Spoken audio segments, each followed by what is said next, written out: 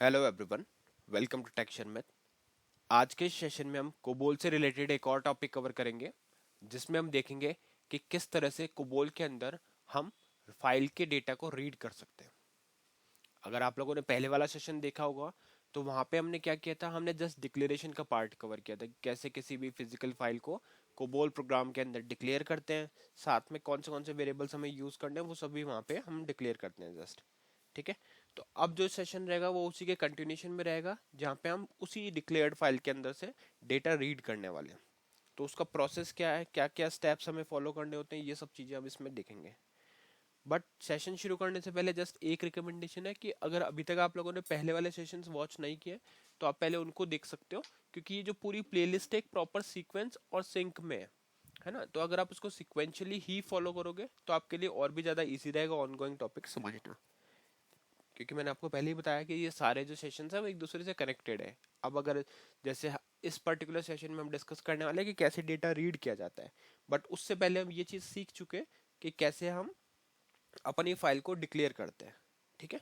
और डिक्लेरेशन वाला पार्ट हो गया। अब बस मैं आपको कुछ डेटा दिखाता हूँ इस फाइल में। जैसे हम ये वाली फाइल यूज़ कर रहे हैं EMP-PF1, और ये भी हम पहले डिस्कस कर चुके हैं कि कैसे फिजिकल फाइल बनती है। तो यहाँ पे मैं करूँगा strSQL, और अभी इसका बस आपको डेटा दिखा देता हूँ कि इसमें क्या डेटा है, क्या हम रीड करने वाले हैं। तो सेलेक्ट स्टार फ्रॉम शर्मित1 स्लैश, और यहाँ पे आ जाएगा हमारा फाइल का नेम जो है EMP-PF1। तो यहाँ पे ये डेटा हमें दिख रहा है, एम्प्लॉय आईडी और एम्प्लॉय का नेम। तो टोटल 5 रिकॉर्ड इसके अंदर हमने स्टोर किया हुआ है। अब इसी 5 रिकॉर्ड को हम अपने स्कोबोल प्रोग्राम के थ्रू रीड करेंगे और वहाँ पे प्रिंट करके देखेंगे। तो लिखते हैं उसके लिए कोड। उसको मैंने एडिट मोड में ओपन किया, यही प्रोग्राम हम यूज़ करेंगे, और इस प्रोग्राम में अभी तक जो भी लिखा हुआ है वो हमने लास्ट सेशन में लिखा था। ठीक है। और अभी बस मैंने टॉपिक का नेम चेंज कर दिया। पहले था यहाँ पे declaring declaring physical file in COBOL program, अब हम कर रहे हैं reading physical file in COBOL program. तो ये सब चीज़ मैं आपको पहले वाले सेशन में बता चुका कि एनवायरनमेंट डिवीजन क्या होता है, इनपुट आउटपुट सेक्शन क्यों लिखते हैं, फाइल कंट्रोल में कैसे फाइल को डिफाइन किया जाता है। ठीक है। हमने फाइल को एक नया नेम दिया था एम्प्लॉय फाइल, इसको ही हम यूज़ करेंगे। फिर डेटा डिवीजन में हमने सारे वेरिएबल्स जो भी यूजफुल थे वो डिफाइन किए, फाइल का स्ट्रक्चर सेटअप किया, है ना। फाइल का स्ट्रक्चर, ये FD वाला पार्ट जो है, जैसे जो भी फील्ड्स आपके फाइल में अवेलेबल है वो सारे आप यहाँ पे शो करोगे, बताओगे कि क्या क्या स्ट्रक्चर है हमारा। फिर हमें दो वेरिएबल की नीड थी, तो हमने दो वेरिएबल को यहाँ पे डिक्लेयर किया, है ना। ये दो वेरिएबल मुझे चाहिए थे, WS फाइल स्टेटस और WS EOF। एक चीज क्लियर करूंगा कि यहाँ पे ऐसा जरूरी नहीं है कि आपको हाइफन के साथ नेम लिखना है, आप चाहो तो नॉर्मली भी लिख सकते हो। बट एक बस प्रॉपर व्यू कर शो करने के लिए मैंने इस तरह से लिखा, बाकी कोई ऐसा मैंडेटरी नहीं है, आप चाहो तो नॉर्मल फाइल और EF भी लिख सकते हो, फाइल स्टेटस और EF। ठीक है। तो यहाँ तक का जो प्रोसेस है वो सब चीज ऑलरेडी हम डिस्कस कर चुके हैं। अब हम डिस्कस करेंगे प्रोसीजर डिवीजन के बाद वाला लॉजिक, कि फाइल को एक्चुअल में रीड कैसे किया जा सकता है। ठीक है। तो उसके लिए अगर आप देखोगे तो यहाँ से हमारा लाइन नंबर 27 से प्रोसीजर डिवीजन स्टार्ट हो रहा है।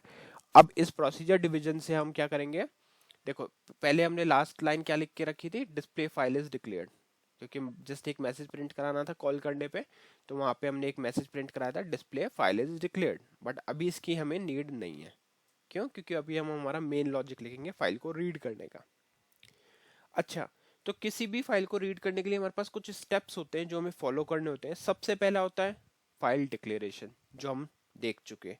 फिर आता है फाइल ओपनिंग, कि फाइल को ओपन करो, है ना। ओपन करने के बाद में उसको रीड करो और फिर उसको क्लोज करो।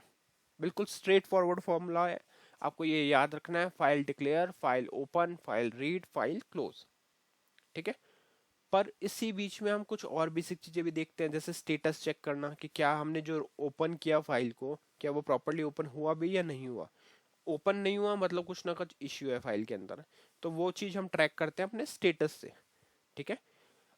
फिर से मैं बता रहा हूँ कि जिन लोगों ने SQL RVGL पढ़ी हुई है वो इसको कहीं ना कहीं SQL स्टेट और SQL कोड से रिलेट कर सकते हैं, फाइल स्टेटस को, है ना। क्योंकि वहाँ पे भी हम इसी पर्पज से यूज़ करते थे कि चेक करते थे कि हमारा जो SQL है वो प्रॉपरली एग्जीक्यूट हुआ भी है नहीं।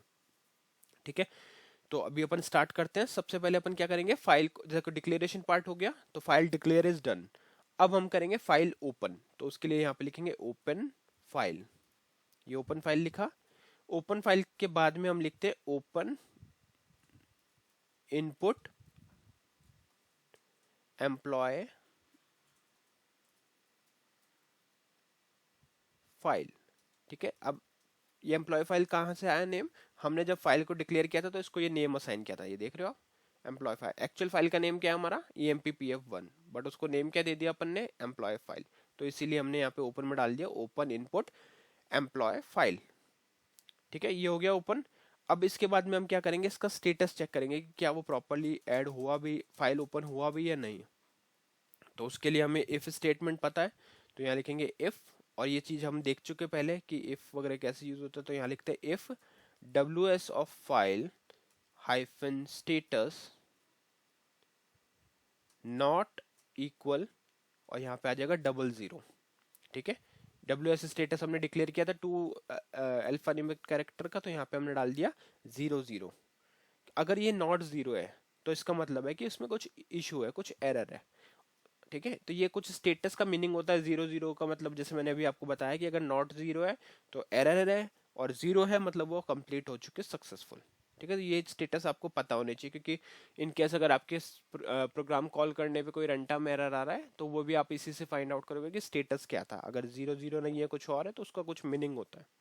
ठीक है, तो यहाँ हम लिखते हैं डिस्प्ले, और यहाँ लिख देते हैं एरर ओपनिंग एम्प्लॉय फाइल। इसका मीनिंग क्या हो गया कि एम्प्लॉय फाइल को ओपन करते टाइम एरर आ गया। अब यहाँ पे इफ स्टेटमेंट है तो इसको एंड नहीं करेंगे, इसके बाद वाली लाइन में लिख देते हैं डिस्प्ले, और यहाँ पे स्टेटस को भी प्रिंट कर देते हैं, जिससे क्या होगा कि अगर अगर कोई भी एरर आया हुआ तो हम उसको फिगर आउट कर पाएंगे स्टेटस की हेल्प से। तो यहाँ पे मैंने प्रिंट कर दिया स्टेटस, और फिर कर देंगे इसको एंड इफ। तो सबसे पहले तो इसको अपन ने क्या करा, यहाँ पे लिखते ही वेरीफाई कर लिया कि प्रॉपर चला भी या नहीं, ओपन हुई या फाइल नहीं। ठीक है, अब इसके बाद आता है रीड ऑपरेशन, क्योंकि अगर यहाँ पे ओपन हो गई मतलब अगर इसमें कुछ भी एरर नहीं आया मतलब वो फाइल प्रॉपर ओपन हो चुकी है, तो हम सीधा उसको रीड करेंगे। तो रीड करने के लिए हम क्या लिखेंगे, यहाँ लिखेंगे परफॉर्म अंटिल, यहाँ आ जाएगा WS of EOF, WS-EOS equal Y। ठीक है, अब इसके बाद में हम हमारी फाइल को रीड करेंगे। तो परफॉर्म क्या करता है, ये लूप है ना, एक तरह से ये लूप रन करेगा और आपकी फाइल को 1 बाय 1 रीड करेगा। कब तक, जब तक एंड ऑफ फाइल Y है। ठीक है, तब तक ये इसको रीड करेगा, तब तक ये एंड ऑफ फाइल Y ही हो जाता, तब तक ये रीड करेगा। तो यहाँ लिखेंगे read employ hyphen file at end. अब इसके बाद लिखेंगे एट एंड, और इधर लिखेंगे मूव Y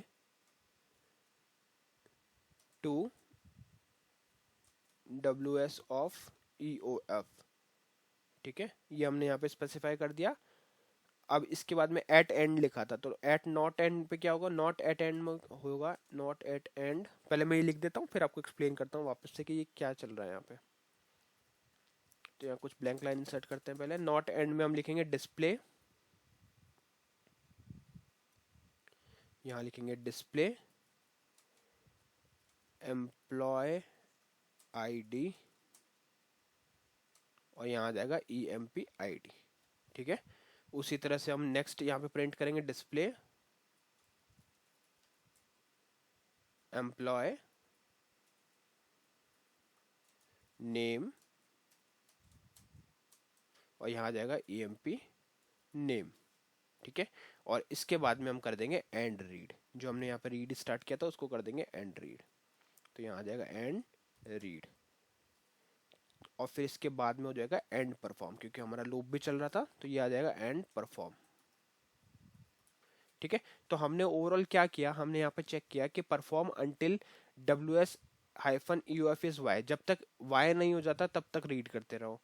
रीड करने के बाद में कंडीशन दी कि एट एंड, अगर एंड हो गया फाइल रीड करते टाइम, फाइल रीड एंड हुई, तो उसमें केस में क्या करेंगे, Y डाल देंगे इसमें WS EOF में, और जैसे ही Y आएगा तो ये लूप से बाहर आ जाएगा। बट अगर एंड नहीं है, नॉट एट एंड, तो हम क्या करेंगे, एम्प्लॉय ID और एम्प्लॉय नेम को प्रिंट करेंगे, उसके बाद में एंड रीड करेंगे और एंड परफॉर्म करेंगे। क्लियर? तो ये पूरा पोर्शन क्या करेगा, अपने फाइल के प्रोसेस को रीड करेगा, फाइल के डेटा को रीड करेगा। उसके बाद में हमें करना होता है फाइल को क्लोज, तो यहाँ लिख देंगे क्लोज एम्प्लॉय एम्प्लॉय फाइल, तो ये हो गई हमारी फाइल यहाँ पे क्लोज। ठीक है, और इसके बाद में सिंपल आपका जो प्रोग्राम एंड स्टेटमेंट रहता है स्टॉप रन, वो यहाँ पे ऑलरेडी लिखा हुआ है। ठीक है, तो एक बार इसको कंपाइल करके देखते हैं कि कुछ टाइपिंग मिस्टेक हुई है या नहीं, अदरवाइज फिर अपन इसको आउटपुट भी देखेंगे। तो 14 से कंपाइल किया, प्रॉपरली कंपाइल हो चुका है, कॉल करके देखते हैं। तो पहले एम्प्लॉय आईडी प्रिंट करी 01, नेम आ गया शर्मित, फिर 02 अमित, 03 कृष्णा, 04 रुद्रा एंड 05। तो ये जो 5 रिकॉर्ड थे, 5th रिकॉर्ड आ गया राहुल। तो ये सारे रिकॉर्ड जो हमारे पास फाइल में थे वो हमने रीड कर लिए, किसकी हेल्प से, कोबोल प्रोग्राम की हेल्प से, जिसमें हमने एक फाइल को डिक्लेयर किया था पहले, उसी को हमने यहाँ पे यूज किया। तो आप लोगों को ये स्टेप्स पता होने चाहिए। अगर आप स्टेप्स जानते हो और एक एक बार अगर आप इसको खुद से प्रैक्टिकली परफॉर्म करके देख लोगे तो आप बहुत इजीली इन चीज़ों को इम्प्लीमेंट कर पाओगे अपने खुद के प्रोग्राम में या प्रोजेक्ट्स में। स्टेप्स क्या है, पहले फाइल डिक्लेयर करनी है, फिर फाइल को ओपन करना है, फिर वेरीफाई करना है कि फाइल प्रॉपर ओपन हुई या नहीं। ओपन हो गई तो उसके बाद में डेटा को रीड करना है, और उसको दो कंडीशन प्रोवाइड करने की, अगर एंड हो जाए तो क्या करना है और नॉट एंड है तो क्या करना है, और लास्ट में फाइल को क्लोज करना है। ठीक है, तो आई होप आज का ये सेशन क्लियर हुआ होगा। नेक्स्ट सेशन में हम बाकी टॉपिक डिस्कस करेंगे। So thank you for watching texture में।